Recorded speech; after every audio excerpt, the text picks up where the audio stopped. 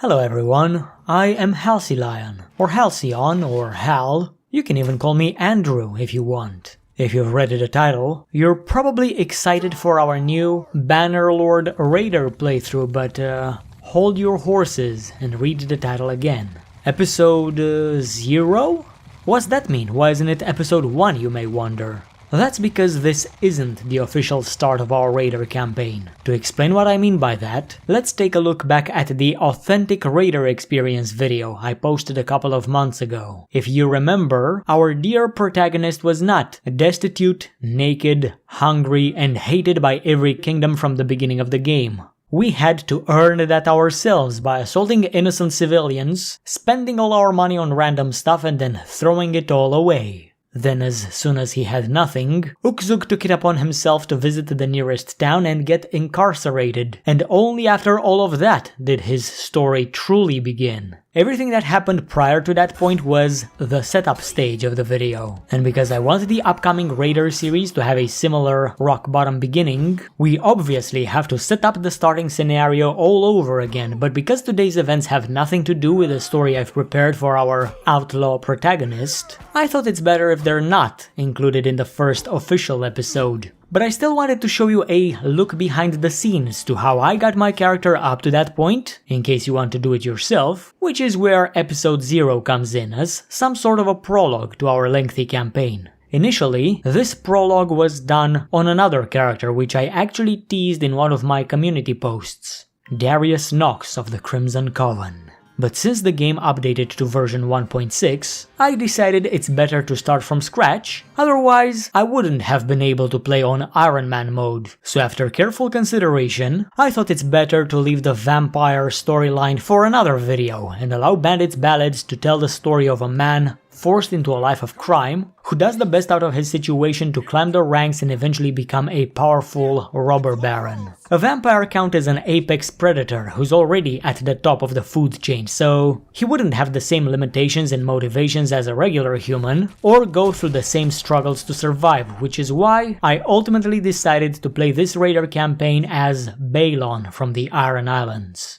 The inhabitants of those islands are already called the Iron Men, so it aligns nicely with the Iron Man mode of Bannerlord, which does not allow save scumming, forcing you to face the consequences of your actions and own up to your mistakes. But only half of this video is the actual prologue. The other half is kind of a channel update, where I'll talk about what's next on the Halcyon show, what you can expect from the upcoming Raider playthrough, and how to keep it going for as long as possible.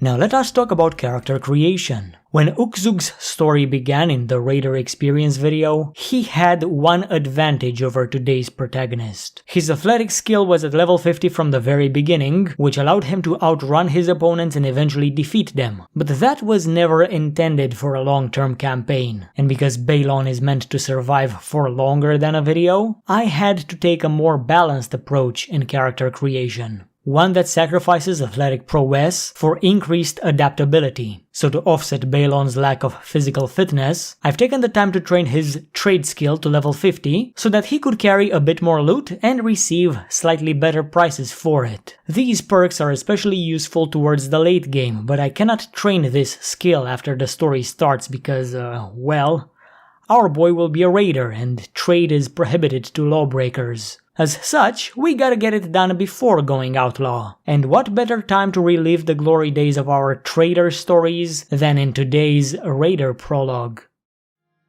The setup stage had 3 objectives. Develop the trade skill to level 50, use the profits to also give the Roguery skill a boost, and once the first objective is met, declare war on the whole world and eventually get myself imprisoned. With these objectives fulfilled, Bandit's Ballads would begin like any other RPG, with the protagonist stuck in a prison cell, contemplating his struggles and plotting world domination. Now, a little disclaimer. In order to make this video somewhat interesting, I went the extra mile and never ran away from a fight, and this has gone a little too well because by the end of the setup, my character reached level 10 and developed his skills a bit too much. If you believe his current predicament of having no personal possessions, no food, and no freedom is not enough to qualify as a rock-bottom start, and you think Balon should also have no skills, let me know now and I'll redo the setup to keep his skills at their lowest possible level. I will not remake this video in its entirety, cause that's a complete waste of time, but I will do the bare minimum to get my trait to 50, become an enemy of the states and get myself imprisoned. My personal opinion is that having his skills somewhat developed fits the story better because in episode 1, Balon will not be incarcerated because he chose to. The reason he rots away in a jail cell is because he ran with a gang of sea raiders that pillaged the countryside for several months prior to his arrest. Then his band of bandits walked into an imperial ambush, same as us, and that thief over there, and got himself captured. All I have at the moment is a rough draft of the story. I hope it will be a bit more fleshed out when the campaign actually begins, but if I knew how to write stories, I'd be a book author and make some actual money. But we've wasted enough time already, let's see how the setup went. Before anything else there's character creation, and initially I crafted this beautiful and magnificent gentleman, but as I've said, I'll leave the vampire story for another time. So I resorted to creating an average human with short hair, long beard, and a scar across his face. The classic villain look. He's obviously Botanian, as patch 1.6 made their forest speed bonus even better, and this bonus stacks up with the third perk in scouting. Anyway, I would have loved for my banner to depict a golden kraken on a black field, but I had to settle for a coiled snake. I'd say it represents the Naga from Ironborn legend, or the Jormungandr from Viking myth. With the pirate and his black flag now created, it was time for him to take his first steps. Of course, these first steps did not actually happen in the context of episode 1 because, how to put it? Iron Man, the movie, began with Tony Stark in a war zone getting blown to shreds. So if we draw parallels to that, today's journey is the equivalent of Robert Downey walking towards the set of the movie before he took on the role of the second Avenger. Anyway, just as I took the first step, I immediately leveled up and got an extra focus point. I had a total of 5 since Balon's starting age was 30, and these were spent as follows. 1 point in trade to cover the first 2 perks, 3 points in roguery to give me a bit of a skill boost whenever I infiltrate the palace of whatever town I find myself in, and 1 extra point in athletics, a skill that I have to develop throughout the campaign itself. Then I went into the city of Maronath and sold most of my starter equipment, as I needed money to invest into a crossbow. It's the only weapon that I trust to keep me safe from looters, but I didn't find one in this town, so I bought myself a shield, just in case I needed to defend myself. With that taken care of, I paid a visit to the market to see what I could buy. Nothing, because in order to carry trade goods, you need pack animals and the town wasn't selling any, so I was going to visit Seonon instead, which is one of the most reliable supply towns in Calradia, but before I set course towards that settlement, I wanted to visit the tavern, hoping to recruit people that would help me carry groceries from town to town. I only found this lady, but I don't trust people who phase through walls, so I didn't even say hello to her. And just before I left Maronath, I realized that the more money you have, the faster you can develop the trade skills, so I also took a peek in the arena to see if there's anything going on, and there was. A tournament. So I resolved to participate. I'd either lose a bit of money or earn a whole of a lot more, so it was worth the gamble. Round 1 was a 2v2 with two-handed weapons. My teammate got KO'd in the first few seconds of the fight, but just as he fell, so did one of my opponents, and all I had to do was win a 1v1. I'm not great at fighting with heavy weapons and I got hit once, but luckily I survived. My enemy could not take more than 1 good swing to the head, so it was time for round 2. A free-for-all between 4 teams, this time featuring an archer and a footman on each team. Fortunately for us, the arena was big enough for 2 separate 2v2s. As the red swordsman charged at us, I gave him a heavy slap and had full confidence in my teammate to do the rest, while I bum-rushed the red archer. The ranger survived 2 of my attacks, and as I was about to give him the 3rd, I got surprised by the red footman who somehow managed to beat my teammate, so my faith in my partner was misplaced. I was now struggling in a 2v1 with the possibility to get swarmed by the other teams. But I held my ground and eventually knocked out the archer, and as I fought the other red man, the green team was closing in. If I were to lose the fight before the red team, I would not qualify to fight in the next round, so I've done my best to take him out. And if the greenies manage to knock me out afterwards, I'll still be able to fight in round 3. The green team was fierce and I was expecting to lose this fight, but because I knew I won't be eliminated from the competition, there was no pressure on me to win, so of course, I did. Round 3 was a duel with battle axes, but I'm not very good at blocking. So I tried dodging my enemy and striking him back whenever he loses his footing, after each of his attacks. I easily won that fight and qualified for round 4, which consisted of another duel, this time with Zweihanders. My enemy was quite skilled, I couldn't even hope to best him in a fair fight, and I needed to win because I already bet 600 dinars on myself, and that was more than I was willing to part with.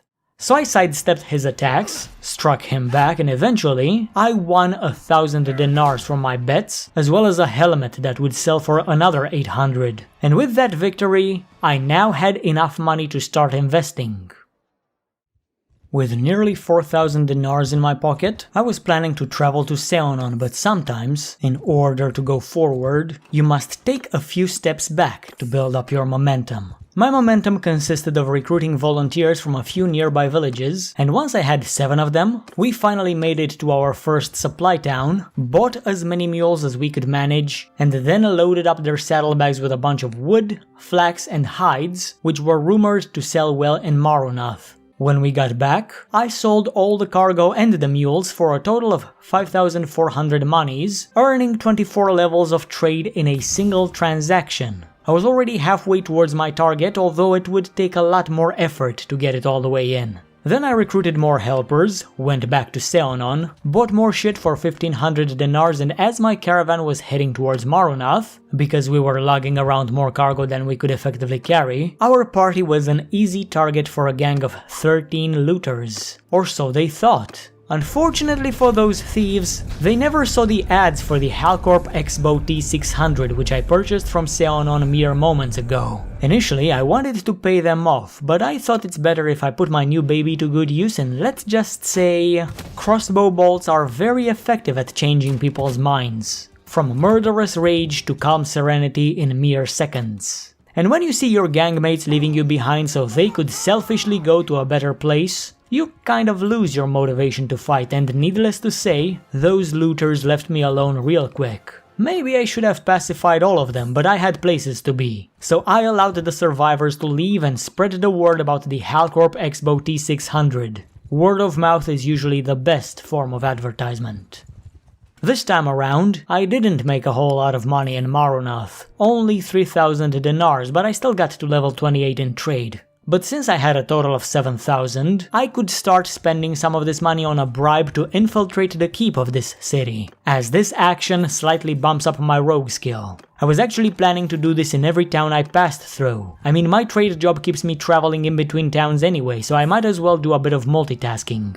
As we were heading towards Seonon once more, I kept recruiting people, including a couple of looters that survived the Halcorp Expo T600, as carrying my groceries is a better fate than meeting God. This time I bought a bit of grain, flax, clay, wood and butter, which I was going to take down south for a lot of money. As I approached the city of Lageta, my initial target, I noticed that it was under siege and, well, let's just say, some time ago when I was a merchant, I came up with this tactic called siege trading, where you go to a town that's under siege, wait for the assault to end, and then be the first person who enters the town with a cart loaded with goodies, which can usually be sold at ridiculously high prices. But when I approached the gates of Lageta, I saw that other caravans had the same idea. It looks like the people at Tale Worlds watched my videos and implemented my trade strategies to their AI. Well played, Tale Worlds. Well played. Initially, there was only one caravan to compete with, but as the siege went on, more and more caravans flocked to the gates and waited for the siege to come to an end, so they can rush in and get the profits. By the way, that's how gaming channels make big money on YouTube. They wait and wait and wait for a new game to come along, and then they rush to be the first to make videos about it because the first videos make the most views. The problem is, unlike in Bannerlord, where as soon as the siege is over all caravans are allowed to go in at the same time, on YouTube things are different. Because some people are allowed through the siege lines and can publish content about a new game in the day of its release, having played it for weeks prior to its launch. Review copies. I'm probably never gonna get one anytime soon. Not for a AAA game in any case. Techland, pretty please. Throw a dog a bone for Dying Light 2? Probably never gonna happen. But I'm getting sidetracked. Once the siege was lifted and I went in, the other caravans took the profits that were rightfully mine, but even so, I still got my trade to level 32. However, I could not offload my entire inventory, so eventually I set sail towards the port town of Ortizia, where I exchanged the goods I brought from Botania with some salt and silver ore, which I would then take to Kuyaz. In that town, salt was almost as valuable as silver, and once I sold my stuff, I reinvested all that money into fish, olives, and a metric fuckton of beer, which I've taken back to Ortizia. The profit margins of those things were humongous, and in this trade, I made 10,000 dinars from less than 4,000 invested. Since the profits were so large, I got 6 trade levels in one go. I also spent some of that money on a bribe, which took my roguery to level 24, and skill training was going well, although I wasn't really supposed to train anything other than trade during the setup. After this, I went to the nearby village of Lycia to purchase salt at a fixed rate, then went back to Ortizia to purchase the rest of it, and then I made another trip to Kuyaz, where I sold all of it and restocked on olives, fish, oil, and beer, for which I paid 7,000 dinars. Then I passed through Lageta, but I couldn't sell anything, so I just visited the keep and gained a couple of roguery levels. Then I set off towards Seonon, but before I strolled into town, I ran into Caladog's favorite daughter, Korean. She's an absolute beast, a strong Nord woman, if you will, and if my character ever marries, I'm hoping it's with her. Naturally, I approached Milady and engaged in a bit of flirting, and our personalities are quite a good match, seeing how we're both cruel sociopaths that don't care who we have to step on to get what we want. Unfortunately, it will be quite a while before my guy makes his proposal, and by then, I'm afraid she will have already been taken by someone else. I suppose I could always make her a widow, if that ever happens. When I arrived to my destination, I offloaded all I've brought from down south and earned 4k for it, half of which was invested back into some trade goods that I would take up north, in Varcheg. Not everything purchased in Seonon would sell well in Varcheg, but the things that did sell brought me another 4,000 dinars, and my trade level to 47. Just a couple more trades and I can begin phase 2 of the setup, but we ain't quite there yet. After this, I was hoping to sell the rest of my inventory in Revel, and I did, and then invested all the money I earned here, plus a little bit more, into cheap beer and fishes, which are on high demand back in Botania. Since Karben Seth is rather close, that was my next destination. Once I arrived, I sold the sturgeons and the Sturgian ale for nearly 6,000 dinars, but somehow I did not gain any skill experience. Well, that's because my trade has long surpassed its learning limit of 40 and the learning rate dramatically decreased. But I wasn't going to spend another point in this skill because that's a waste. Besides, I can easily reach level 50 without wasting an extra point. To make sure it wouldn't take too much time, I spent about 9,000 dinars on various goods, even though carrying all of them would slow me down. My next target was Vlandia, but before I paid them a visit, I took a pit stop in Penkanok. Here I sold almost everything I brought from Karben Seth, and I would get over 9,000 dinars back, but I wasn't sure I'd reach my target, so... I also sold a bunch of desert horses I purchased from Kuyaz some time ago, for nearly double the price I paid for them, and that earned me a total of 20,000, which helped me reach my desired trade goal. Now I would have access to the trade perks I need as a raider, but I would not unlock these perks at this time. That's better left off for the actual first episode of Bandit's Ballads. But in order for that series to have a proper rock bottom beginning, I would have to start the second phase of the setup. The part where I unnecessarily assault innocent villagers, just to let their owners know that we're at war. It's the only thing I can do in the absence of the diplomacy page, which cannot be accessed until you're part of a kingdom, and as you know, that comes in the later stages of the game. Since I was already in Botania, they were the obvious first choice for who I was going to fuck with.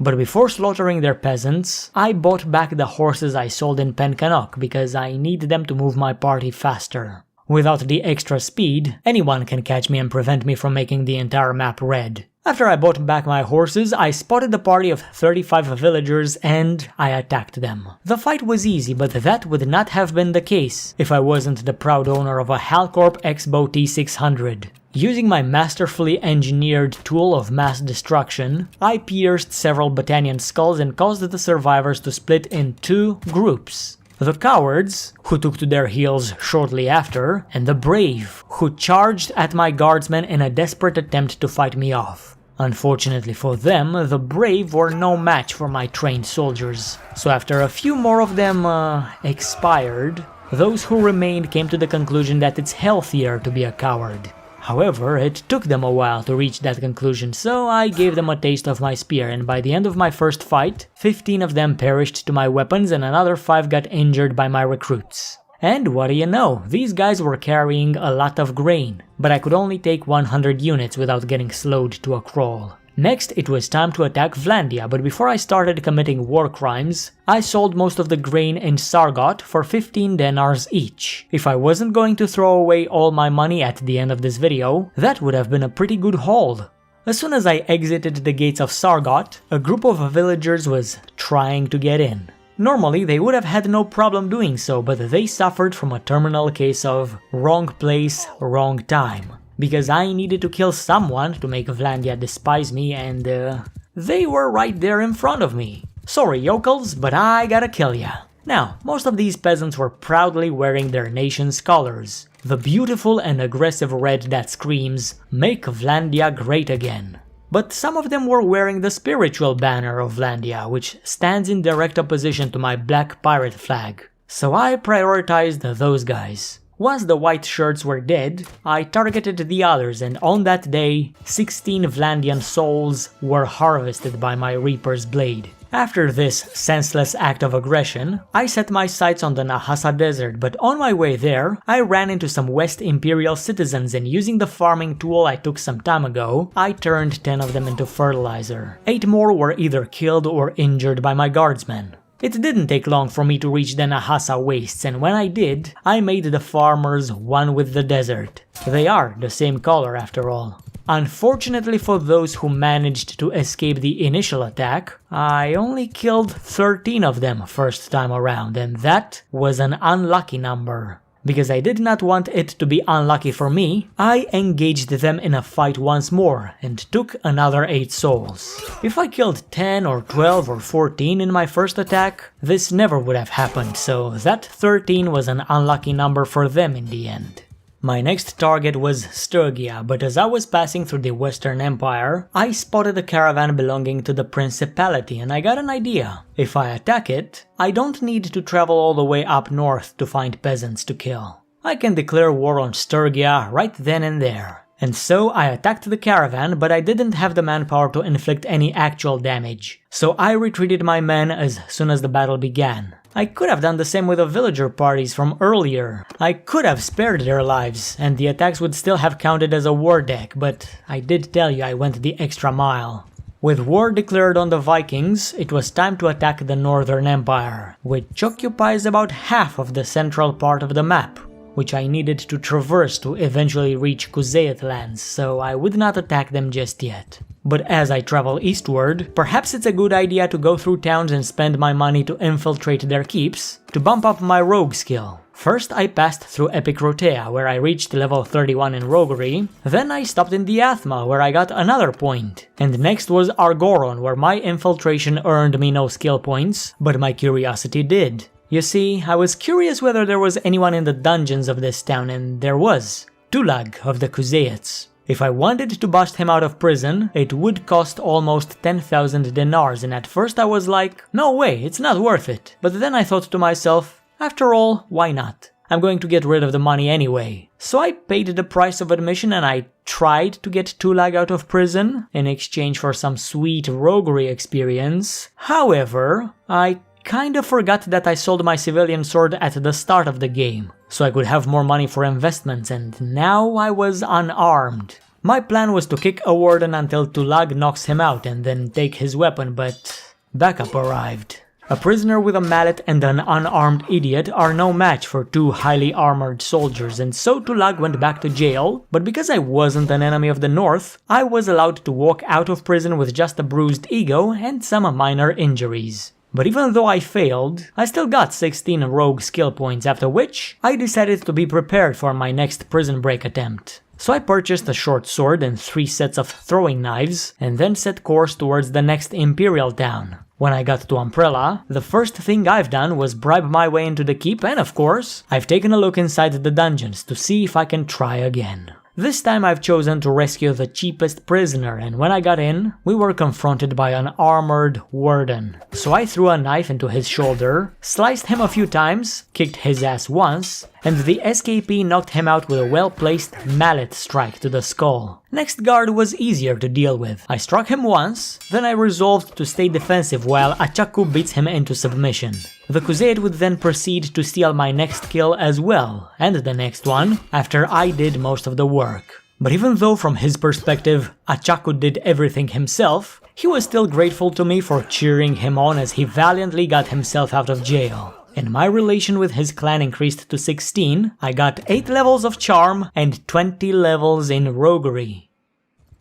That was my last act of kindness towards the Kuzayates, because now it was time to declare war on them. Before I did, however, I went to Makeb, bribed my way in, and decided to do another prison break. Unfortunately for the Imperial prisoner, we fought more nomads than we could handle and we both got put to sleep. He went back to prison, I was allowed to walk out, a decision that the Kuzayates would soon come to regret. Then I waited a while for groups of Mongol villagers to walk into Make B, but none of them did, so I crossed the bridge and went back to the Imperial territories. It didn't take long for an Imperial party, now under the domain of the Khanate, to go to Makeb, and since I had no better alternatives, I killed 14 of them while my men injured another one. We basically declared war on the Khanate without killing any Khans, so I've done my part in stopping Kuzayate hate. Only 2 factions left to anger: North FC and South FC. But before I did, I needed to squander my wealth on some expensive armor. Just as I walked into the town of Umbrella, intent on bankrupting myself, a Kuzayate army laid siege to it and I thought I'm gonna have to fight for my life, but they soon left, so I was back in business. After losing all my money and my food, I was no longer able to feed my soldiers or pay their wages, so they started deserting me. But there was a slight problem. With no food, I cannot fight. So the only thing I could do was engage this South Imperial party and send my men to fight without me, just long enough to declare war, but stop the attack before we lose. With the South boys now my enemies, I walked into Mezea and it was time to trigger the Northern boys. Problem is, I was still heavily injured, and I had no food, so all I could do was wait in town until I replenish a bit of health, and just as I healed to about 20%, a group of northern peasants tried to walk in. Now, at this point I no longer had a horse or a crossbow, just some expensive armor, a few soldiers, and a spear. There was no way we could win. And we didn't, but I still managed to kill 2 of these guys before going down. After they beat me into a coma, the villagers took my armor and weapons. Well, in actuality I discarded them myself, since nobody dares to steal your personal equipment. But it makes more sense for the villagers to take my gear and sell it for thousands of dinars. Then they took me prisoner and threw my ass in jail, where I would plot my return.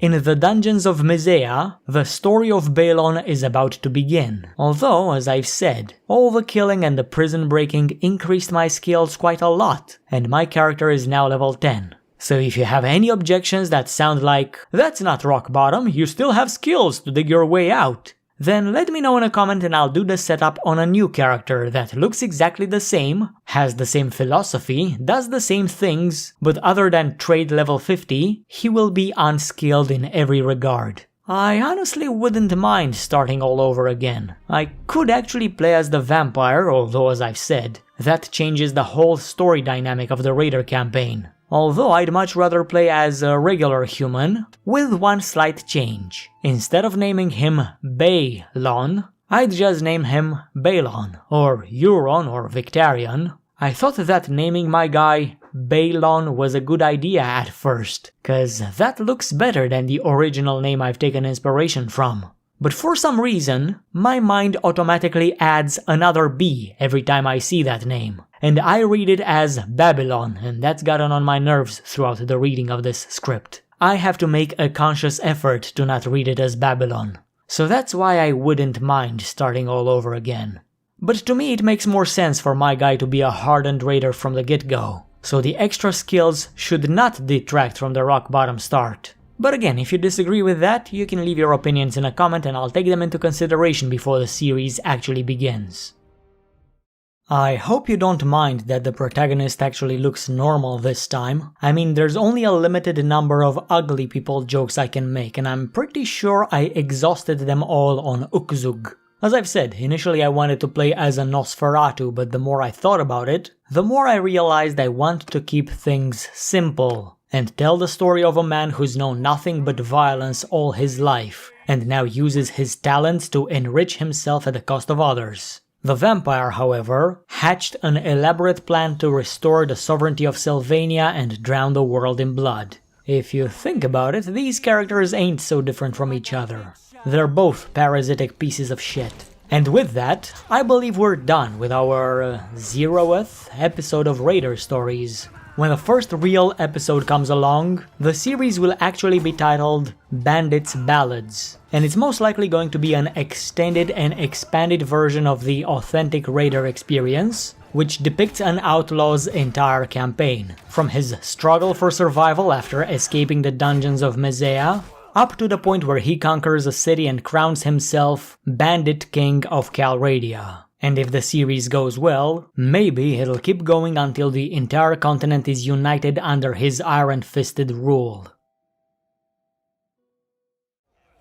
If the series goes well. For that to happen, however, Balon is gonna have to take a page out of Ukzug's book and treat you fellers like his robbery victims. Your money or your likes, he will say. And since I don't have a Patreon, super chats, or memberships set up, your thumbs will have to suffice. In a way, the like button is kind of a cryptocurrency here on YouTube, which is why every creator on this platform desperately asks you to press that damned button. Since I consider them to be crypto coins, I also have a special name for your likes: thumb tokens.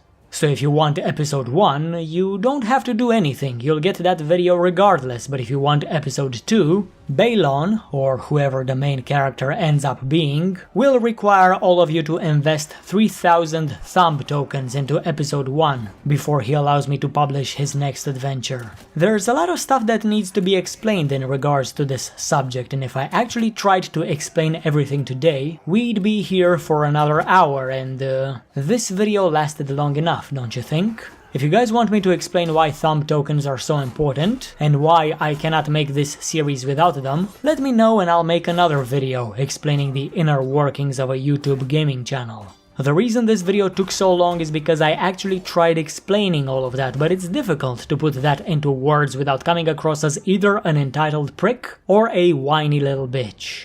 To give you a summary, everything I've tried on YouTube has had varying degrees of success, and I could probably keep doing that and keep the channel growing at a slow but steady pace. But nothing worked quite as miraculously as the act of asking you guys to give 20,000 thumb tokens to the authentic Raider experience. It didn't even reach 20k, but it's still the #1 video on my channel, so yeah, expect a lot more begging for likes from now on.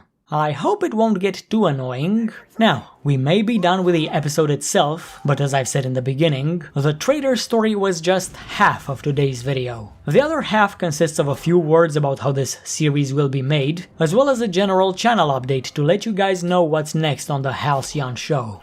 So, if you're familiar with the Raider experience or my Trader Reports playthrough, Most episodes of Bandit's Ballads will be made in the same manner. I play the game for a couple of hours, mark down the key moments, and weave a story around them to the best of my ability. But to prevent every episode from being the exact same, I will take the liberty to experiment with different formats, which will also hopefully show me a way to more efficiently edit my videos and increase the frequency of my uploads. Once per month isn't a great output, I'm sure you'd agree. And if my experimentation results in a subpar video, it won't have any like requirements. It's only fair.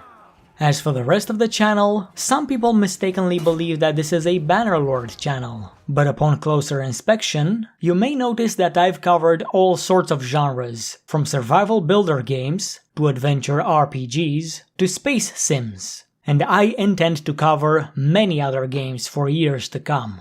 But as long as the Raider gets his thumb tokens, the Bandit series will be my main focus, even though there's a lot of other projects I have planned. Speaking of other projects, here's what's next on the channel. First, I gotta finish the third and final part of my Raider guide. Maybe I'll also get around to finishing the speedrun summary for Bannerlord. And I've also completely written a guide for Necromunda Hired Gun.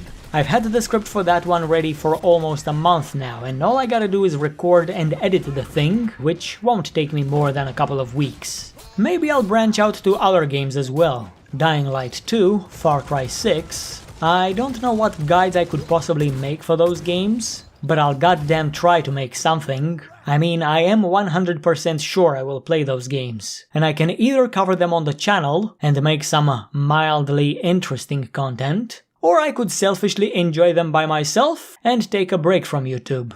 I don't really like taking breaks, so I know what I would choose. I might also start streaming once or twice per week, but if I do, expect something other than Banner Boy.